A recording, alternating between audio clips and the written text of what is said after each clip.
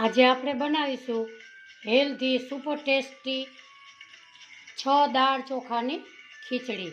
આજની મારી રેસીપી તમને ગમે તો લાઈક શેર ને સબસ્ક્રાઈબ જરૂરથી કરજો।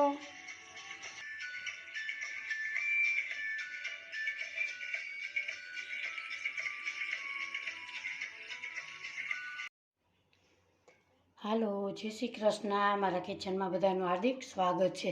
આજે આપણે 6 દાળ ખીચડીની આજે પચરંગી ખીચડી સરસ મસ્ત એવી બનાવીશું। આજે આપણે સૌપ્રથમ 1 વાટકી ચોખા લીધા છે અને અડધી વાટકી બધી દાળ લીધી છે। મસૂરની, તુવેરની, મગની, મગછળી, ચણાની। હવે આ બધી દાળને આપણે એક બાઉલમાં લેશું। એને આપણે 3 થી 4 પાણીએ ધોઈ લેશું। બધી દાળને આમાં એક બાઉલમાં આપણે ઉમેરી દેશું। આ દાળ પચરંગી ખીચડી ખાવાથી ખૂબ જ સરસ ટેસ્ટી એવી બને છે। અહીંયા આપણે 6 દાળને આપણે ચોખા સહિત મિક્સ કરી લીધી છે। હવે આપણે 3 પાણીએ સરસ ચોખ્ખા પાણીએ ધોઈ અને 10 મિનિટ ચોખ્ખું પાણી રાખી અને પલાળી દેશું। આપણે ખીચડી 10 મિનિટ પલળે ત્યાં સુધીમાં આપણે બધા વેજીટેબલ્સ સુધારી લઈએ। અહીંયા આપણે પચરંગી ખીચડી બનાવવા માટે અત્યારે વેજીટેબલ્સ આપણે સુધારેલા છે। ડુંગળી, બટેટું, ટમેટું, કેપ્સિકમ, ગાજર અને લીલા વટાણા। અહીંયા મેં 1 ગાજર, અડધું કેપ્સિકમ, અડધું ટમેટું, 1 બટેટું, 1 ડુંગળી અને લીલા મરચાંની લાંબી ચીરું અહીંયા મેં આ બધું વેજીટેબલ સુધારી લીધું છે। હવે આપણે એક વઘાર કરીશું।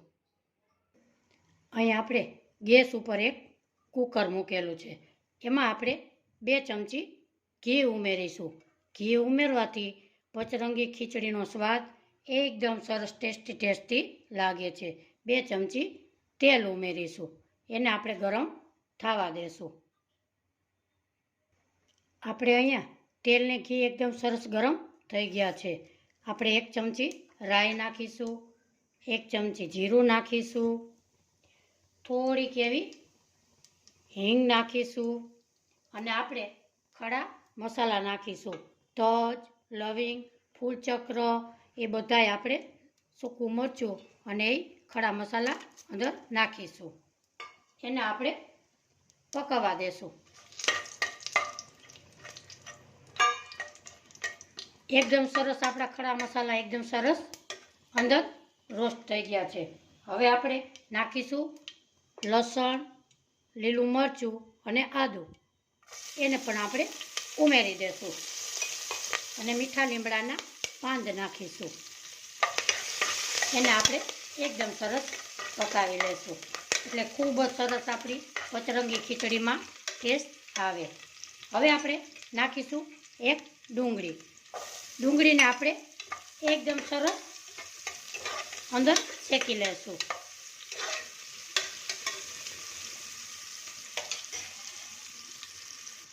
આપણી ડુંગળી એકદમ સરસ સોતળાઈ ગઈ છે।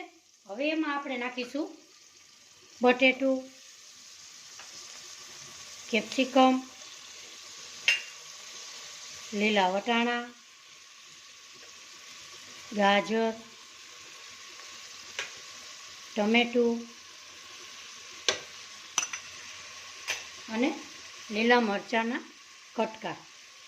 એને હવે આપણે બધા શાકને મિક્સ કરી લઈએ। ગેસની ફ્લેમ આપણી હંમેશા ધીમી રાખીશું। હવે એમાં આપણે મસાલા કરી લઈએ। 1 ચમચી હળદર પાવડર નાખીશું, 1 ચમચી લાલ મરચું પાવડર નાખીશું। તમે તીખું જેવું ખાતા હોય એટલું તમે લાલ મરચું નાખી શકો છો। ધાણા જીરું પાવડર નાખીશું, ગરમ મસાલો નાખીશું 1 ચમચી, ટેસ્ટ પ્રમાણે મીઠું નાખીશું। હવે આપણે નાખીશું કસૂરી મેથી। એનો ટેસ્ટ ખીચડીમાં ખૂબ જ સરસ આવે છે। એને પણ આવી રીતે હાથની મદદથી મસળી અને ઉમેરી દેશું। હવે આપણે એકદમ સરસ બધા શાકને મિક્સ કરી લઈએ। હવે શાકને આપણે 2 મિનિટ સોતળવા દેશું. અહીંયા સરસ આપણું વેજીટેબલ શાક બધું એકદમ સરસ સોતળાઈ ગયું છે. હવે આપણે નાખીશું એમાં ખીચડી. આ બધી મિક્સ દાળની ભેળવેલી હતી પલાળેલી, એને આપણે અંદર ઉમેરી દઈશું. હવે એને પણ આપણે આવી રીતે મિક્સ કરી લઈએ. હવે આપણે પાણીનું માપ જોઈએ તો જેટલી ખીચડી આપણે ઓરેલી હતી 1/4 કપ એવી આપણે 3 વખત 3 બાઉલ અંદર ખીચડીમાં નાખીશું. હવે આપણે પાણી 3 બાઉલ અંદર ઉમેરી દઈશું.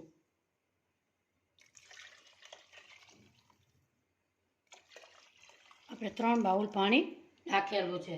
હવે એને આપણે સરસ ચમચો ફેરવી અને આવી રીતે એકદમ સરસ મિક્સ કરી લઈએ. આ ખીચડી તમે એક વખત બનાવશો તો અઠવાડિયામાં 3 વખત જરૂરથી બનાવશો. આવી રીતે હવે આપણે સરસ એકદમ સરસ મિક્સ થઈ ગયું છે. હવે આપણે ઢાંકણને ઢાંકી અને ગેસની ફ્લેમ મીડિયમ ટુ લો રાખી અને 4 સીટી વગાડીશું. અહીંયા આપણે વાગી ગઈ છે.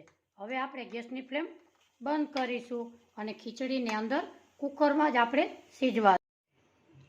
હવે આપણે 5 થી 7 મિનિટ ઠંડુ કુકર થઈ ગયું છે. હવે આપણે કુકરને ખોલીશું.